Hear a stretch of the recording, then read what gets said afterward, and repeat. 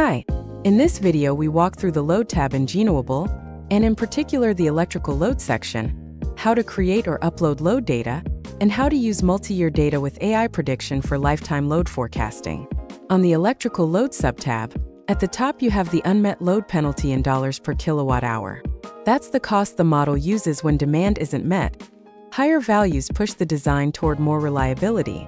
You can leave the default or change it depending on how critical your load is.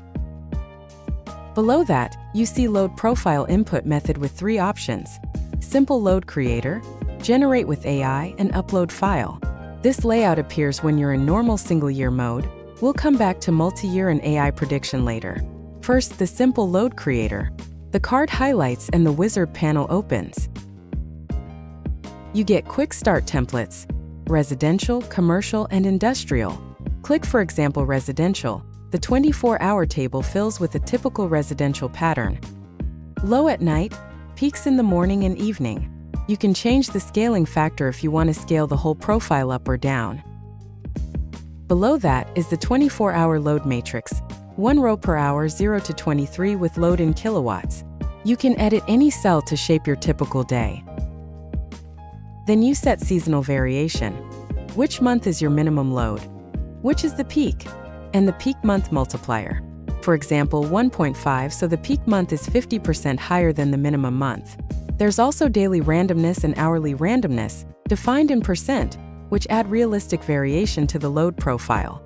For example, a daily randomness of 5% scales randomly the daily load profile within plus or minus 5%, while an hourly randomness of 3% adjusts each hour's load within plus or minus 3%. When you're happy, click Generate Load Profile. The app builds a full year 8,760-hour pattern and shows you the statistics, the 12 monthly subplots, and the full year curve. You can download the profile as Excel from the download link that appears.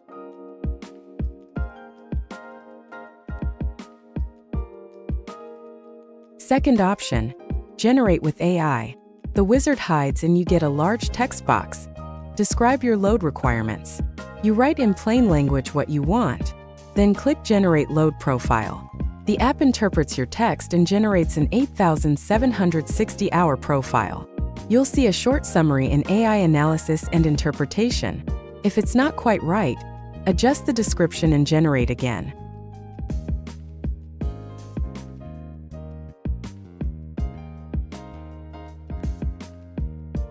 Third option, Upload File. Click Upload File. Your file must contain exactly 8760 numbers, 1 per hour for 1 year, in a single column. Excel or CSV both work. 1 column of load in kilowatts, from January 1st midnight through December 31st, 11 p.m. The first row can be a header. The app will ignore it. No blank rows in the middle. Upload the file, then click Generate Load Profile. The app validates the data and, if everything is correct, shows the same analysis and plots. Now for multi-year load and AI prediction. That mode is controlled from the Configuration tab. Open the Configuration tab and find the AI Prediction Mode section. Turn AI Prediction Mode on. Once it's on, go back to the Load tab. The screen changes. The 3 single-year buttons disappear, and instead you see multi-year load forecasting. The idea is to give the app 1 to 5 years of historical load. Then it trains a model, either statistical or LSTM, and predicts load for the full system lifetime. So first we have to provide that training data. You have 2 ways to provide training data. Option 1, upload a multi-year file. Leave Upload Multi-Year File selected. Your file should have between 8760 and 43,800 rows. That's 1 to 5 years of hourly data, in a single column of load in kilowatts. Same idea as the single-year file. 1 value per hour, chronological, Excel or CSV, 1 column. Headers and blank rows are stripped automatically. The total number of numeric rows must be a multiple of 8,760. Upload the file, then click Upload and Process Training Dataset. The app tells you how many years it found and shows basic stats: average load, peak, total energy, and a preview plot of the concatenated years. That's your training data ready for prediction.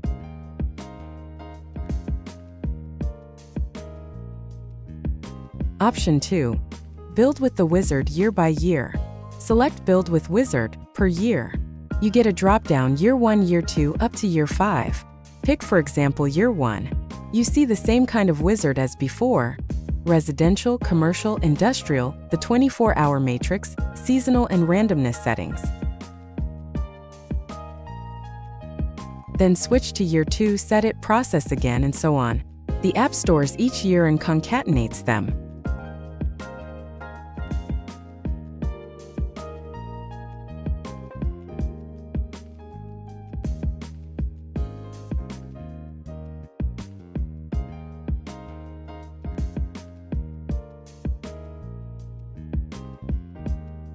It's best to provide at least 3 years for a stable prediction. When you're done, use Upload and Process Training Dataset so the app finalizes the training dataset. You'll see the same status in preview. You can also download a selected year or reset and redo if needed. Once the training data is processed, the AI prediction configuration section appears below. Here you choose how to predict. In prediction method, you have 2 choices: statistical and LSTM. Statistical uses no neural network, only math. The app aggregates your hourly data to weekly totals, removes the long-term trend, captures seasonal patterns by week of year, then projects that into the future and adds the trend back. Pick statistical, set the system lifetime in years in the location tab if you haven't already, then click Train and Predict Lifetime Load. After a short time, you get a message that prediction finished, a plot showing historical load and the predicted load for the full lifetime, and a download link for the predicted load in Excel. You can open the Training Validation tab. For statistical, there may be no training curve, but the open loop plot is the main result. LSTM uses a small neural network to learn patterns in the weekly data. When you select LSTM, extra options appear: Epochs, LSTM layers, units per layer, batch size, dropout, and learning rate. The defaults are a good starting point. Click Train and Predict Lifetime Load. Training can take a minute or 2. You'll see progress in the real-time prediction monitoring area and performance metrics when it's done. The Load Prediction tab shows the same kind of open-loop plot: history plus predicted lifetime. And the Training Validation tab shows training and validation loss over epochs so you can see if the model learned well. Again, you get a download button for the full predicted hourly series in Excel. Under the hood, both methods work on weekly data.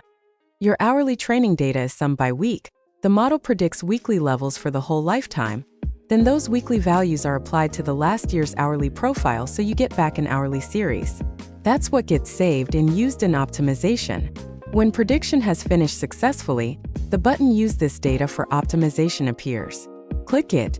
The app confirms that the predicted load is now the one that will be used when you run the optimizer.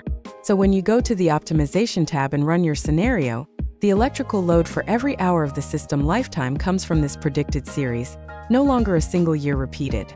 That's how you get lifetime-aware load in Genewable. Now let's look at the Thermal Load sub-tab. This part of the Load tab is where we define heat demand over the year in kilowatts thermal. These profiles drive the sizing and operation of components like boilers, electric heaters, and thermal storage, and they also affect the objective function through the unmet thermal load penalty. At the top, you'll see the unmet thermal load penalty in dollars per kilowatt hour. This number tells the optimizer how painful it is to leave thermal demand unmet. That single slider directly controls the trade-off between capital cost and operation cost on thermal components and reliability of heat supply. Below that, we choose how to create the thermal load profile. There are 3 paths. The simple thermal load creator wizard helps generate a yearly thermal load profile just like we did for the electrical load. You first define a 24-hour daily load pattern by entering hourly thermal loads. Then you select the minimum and peak load months, and the tool scales the daily profile to create seasonal variations. Optional day-to-day and hour-to-hour randomness can be added to make the profile more realistic. Finally, the wizard produces an 8,760-hour annual load profile, calculates the load factor and annual thermal energy, and displays monthly representative days and the full yearly load curve.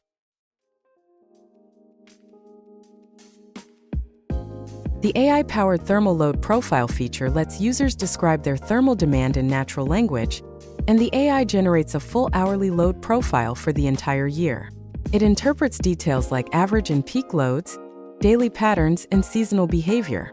The app then provides the 8,760-hour profile, along with average and peak loads, load factor, annual thermal energy, and monthly and yearly load plots. The Upload Existing Thermal Load Data option allows users to import thermal demand data from Excel or CSV files. The app verifies that the file contains 8,760 non-negative hourly values, then reports the minimum, maximum, and average thermal loads, and confirms that the profile will be used in the system optimization over its lifetime. In all cases, once the profile is generated or imported, the thermal load statistics section shows key factors: an average and peak thermal load, off-peak and peak daily energy in kilowatt-hour, a load factor in annual kilowatt-hour. Now let's move to the Hydrogen Load subtab. This subtab defines the hydrogen demand profile over the year in kilograms of H2 per hour. It is used when you're modeling systems with electrolyzers, fuel cells, and hydrogen storage tanks. Just like for thermal load, hydrogen demand feeds directly into both component sizing and the unmet load penalty in the optimization. At the top, we again have an unmet hydrogen load penalty, this time in dollars per kilogram of H2. A low penalty, $3 to $5 per kilogram, treats lost hydrogen demand as relatively cheap, which can lead to smaller electrolyzers and storage tanks. A high penalty, for example $15 to $20 per kilogram and above, tells the optimizer that hydrogen demand is critical, so it should invest in more capacity and storage to avoid shortages.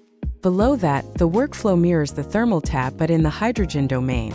Simple Hydrogen Load Creator. You define a 24-hour hydrogen demand pattern and select a minimum and peak demand month.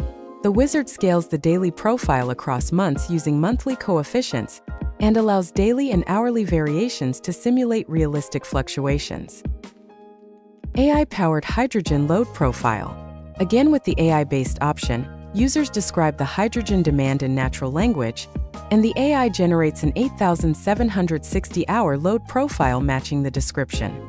It also reports average load, peak load, load factor, and total annual hydrogen consumption. Upload existing hydrogen load data. If you have an 8,760-point dataset from a hydrogen plant or planning model, you can upload it as Excel or CSV.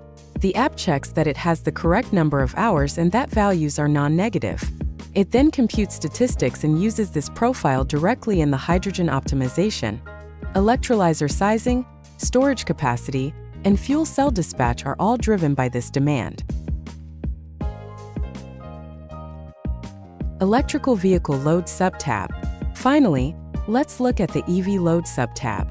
This section models electric vehicle charging demand.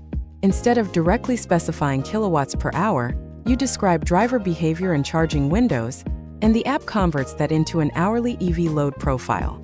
That profile is then combined with the main electrical load to shape grid imports, PV usage, and storage operation. The EV tab is designed around smart charging scenarios. At the top, the header explains that you can use a simple scenario for a single, repeated pattern each day, or a more detailed planning mode where you define different patterns by month and even distinguish between weekdays and weekends. If you select the simple scenario option, you need to specify when EVs arrive, how long they stay, and the required state of charge at departure. You can also define a second charging period if necessary. If you uncheck the simple scenario and choose detailed planning, you will need to customize the charging schedule for weekdays and weekends for each month of the year. Based on this information, the application calculates how much energy must be delivered within the specified time windows and determines the optimal time to schedule the charging during each day. Builds a presence matrix of vehicles by hour and day. Computes the required energy per day based on battery size and target state of charge. Assigns that energy to specific hours inside the allowed charging window for each day and month. Extends the resulting hourly EV load over multiple years to match the system lifetime. The output of this tab is an EV load vector in kilowatts for each hour, which the optimizer combines with the primary electrical load. This allows you to answer questions like, how much of the PV generation goes into EV charging versus meeting the base load? What fraction of the total energy delivered by the system is going to EVs? How does enabling or disabling the EV module change the optimal mix of PV, wind, storage, and grid? By combining these three sub-tabs, thermal load, hydrogen load, and EV load, you can model multi-energy demand, electrical, thermal, hydrogen, and transport, all in a single optimization framework. That's what makes the Load tab the core of a sector-coupled, multi-vector energy system in Genewable.